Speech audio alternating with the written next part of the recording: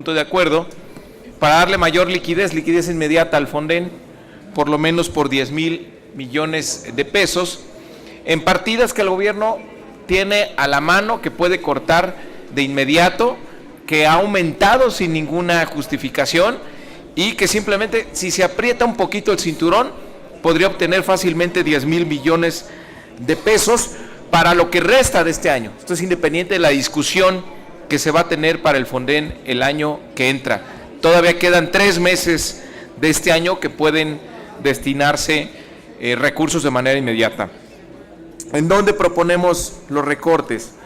Primero, la partida 3,600 de comunicación social. Los diputados aprobaron un monto de 3,119 millones de pesos. El informe de Hacienda a junio señala que hubo una ampliación presupuestal de 6,100 millones de pesos, es decir, se incrementó un 96%. La partida de telefonía celular la aumentaron de 264 millones a 269 millones de pesos.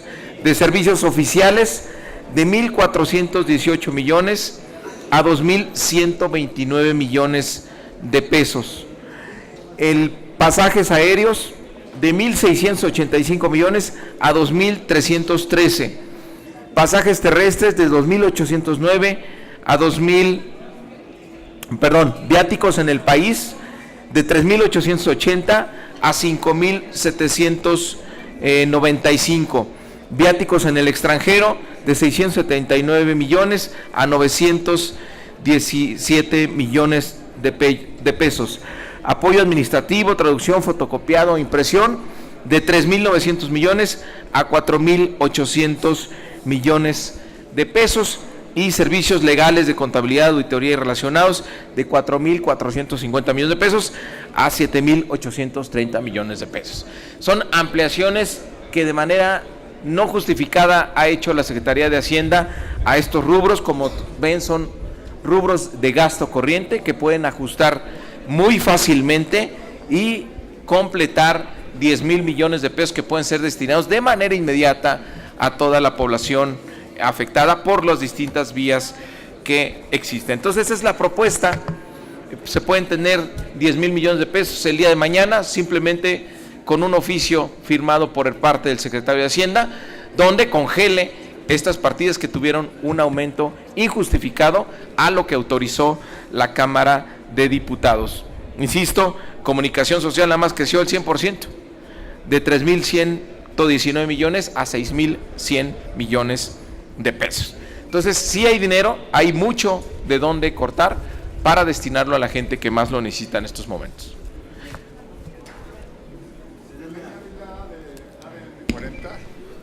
Gracias, senador. También sobre este tema de recursos de los partidos políticos, con independencia de la revisión del 41 constitucional y del esquema de financiamiento de los partidos políticos, ¿cómo vería esta medida donde están emplazando al frente y a partidos como Morena a que este último trimestre regresen el cheque, como ya lo hicieron 2 partidos políticos, y no reciban de entrada, con independencia de una eventual discusión de lo constitucional y demás, que regresen el cheque?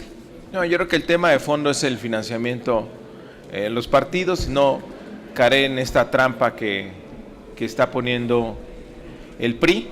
Lo que le indigna a la gente es el abuso de los recursos públicos, la falta de atención del gobierno cuando hay una emergencia y el despilfarro permanente de los recursos. Entonces, creo que es un tema que hay que revisar con mucho cuidado, el tema de financiamientos a partidos políticos, por las consecuencias que tendría la cancelación del financiamiento público.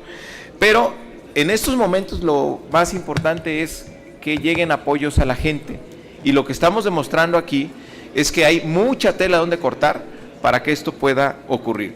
10,000 millones de pesos nada más de partidas que el gobierno aumentó por encima de lo que le autorizó la Cámara de Diputados sin mayor justificación. Todo es gasto corriente, todo es algo que pueden prescindir de ellos. Son viáticos, son viajes al extranjero, es servicio de fotocopiado, apoyos administrativos, servicios oficiales, en fin. Todo esto no dejaría de funcionar el gobierno si se cancela, y sí ayudaría mucho a la gente. Gabriel Castillo del periódico México Nueva Era. Señor, ya que se está hablando de recortes y quitar dinero a Perdón, partidos, ya que se está quitando dinero a partidos y todo eso, ¿por qué no también se fijan en los expresidentes? No le escucho. Perdón. Bueno, ¿ya? Ajá. Bueno, ¿por qué no se fijan también en los expresidentes que reciben pensiones millonarias y siguen siendo mantenidos por el mismo pueblo? Ya se presentó una iniciativa por parte de Morena en la Cámara de Diputados, donde incluye pues también la cancelación de las pensiones de los expresidentes. Cada expresidente nos cuesta casi 60 millones de pesos al año y bueno, otra gran cantidad de excesos que se están planteando para el 2018. Esta propuesta que estamos haciendo es para este año, es para allá, es de inmediato, es para 2017, para que se tengan 10,000 millones de pesos adicionales, que aquí está muy fácil de dónde recortarlos y depende nada más de la voluntad del gobierno. Leticia Robles, Excelsior. Senador, buenos días. Yo quisiera salirme un poquito del tema, pero quedándome en el asunto de esta crisis que está viviendo la Ciudad de México. Y le quiero preguntar, senador, usted fue secretario de Educación en la Ciudad de México y quiero saber qué información tuvo usted en su momento sobre el colegio Repsamen, sobre este asunto, estas irregularidades que estaban. ¿Cuáles son las facultades de la Secretaría de Educación que usted dirigió para la supervisión de un plantel como fue el Repsamen? Muchas gracias. Bueno, la Secretaría de Educación de la ciudad, en términos de infraestructura y demás, la verdad es que tiene muy poco alcance. Básicamente la Secretaría, hay que recordar también que la educación primaria sigue centralizada en la Secretaría de Educación Pública Federal, hay una subsecretaría que atiende, nunca fue descentralizada la educación en la ciudad. Entonces, los alcances y facultades de la Secretaría de Educación básicamente son programas de apoyo como las aulas digitales que hicimos, como los programas anti-bullying, como los programas de becas para los niños como Prepa Sí, para los jóvenes, en fin, son las facultades que tienen. ¿Ustedes nunca recibieron quejas de los maestros, alguna alerta de los padres de familia sobre lo que pasaba en ese colegio? No, que yo tenga en la memoria, pues no. María Carmen Arellano, de Ecos de México. Hola, senador, buenos días. Mi pregunta concreta es, ante las actividades que están haciéndose en los colegios, muchos colegios son de paga, privados. ¿Cuál va a ser o cuál podría ser la alternativa que tendrían que tener cuando muchos de ellos ahorita están sin actividades y pues las colegiaturas siguen corriendo? Esa es la pregunta. Mira, vamos a ver qué propone el gobierno de la ciudad. Revisando la experiencia de 1985, hubo una gran solidaridad en el sentido de que algunas escuelas que tenían mucho mayor infraestructura alojaron temporalmente algunas escuelas que sufrieron daños y que tardaban tiempo en repararse. Otras se construyeron muy rápidamente instalaciones preliminares. Creo que va a haber que hacer un esfuerzo conjunto, incluyendo también a las escuelas privadas. No solo primero resolver el asunto de las escuelas públicas que hayan sido dañadas, que requieran alguna reconstrucción, que ésta se haga pues muy rápido con los más altos niveles de seguridad. Y bueno, también tienes toda la razón, ahí está toda la infraestructura pública de educación, privada, que tendrá que resolverse de alguna manera. ¿Como el TEC de Monterrey que se cayó? Yo creo que el TEC tiene recursos más que suficientes para reorganizar a la población escolar, que no pierda un solo día de clases y además reconstruir rápidamente, ¿no? No creo que sea una escuela yo creo que hay más escuelas que deben de tener. No, pero ese es otro tema. Ese es un tema, es por qué se cayó, qué pasó, hacer un peritaje, qué pasó y quiénes son los responsables. Pero yo entendí tu pregunta que como qué va a pasar con los niños que se quedan, ¿no? Okay. Reina García, del Universal. Buenas tardes, senador. Nada más preguntarle precisamente en su calidad de ex secretario de Educación en la ciudad. Aquí en el DF, bueno, en la ciudad existe esta polémica entre los ingenieros y las delegaciones, bueno, los responsables la SEP, respecto a la apertura o no de las escuelas ya tan pronto, solo con peritaje ocular, la revisión ocular, cuando el reglamento de construcciones exige una revisión y un dictamen más profundo sobre la seguridad estructural después de un sismo de 6 grados y máxime de una escuela pública como tenemos aquí en la Ciudad de México. A su juicio, ¿qué debería de proceder ahí?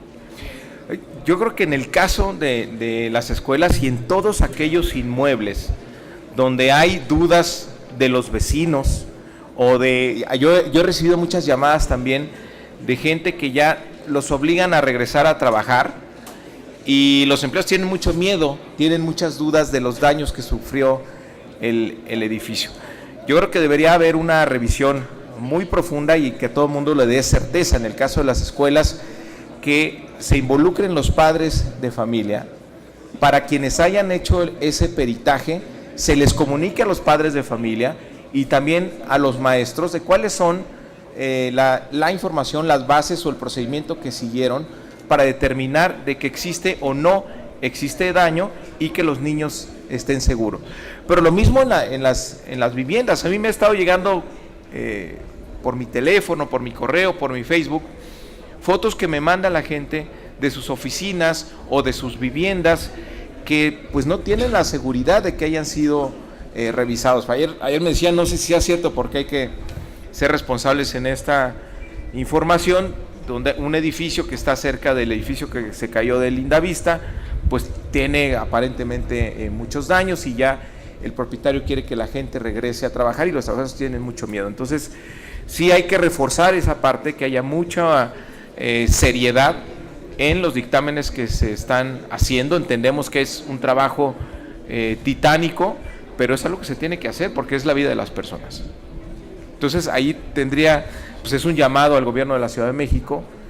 Ha habido mucho apoyo también de las universidades, del Colegio de Ingenieros, pues es un esfuerzo que se tiene que hacer entre todos. Serían todas las preguntas, senador. Muchísimas gracias. Gracias.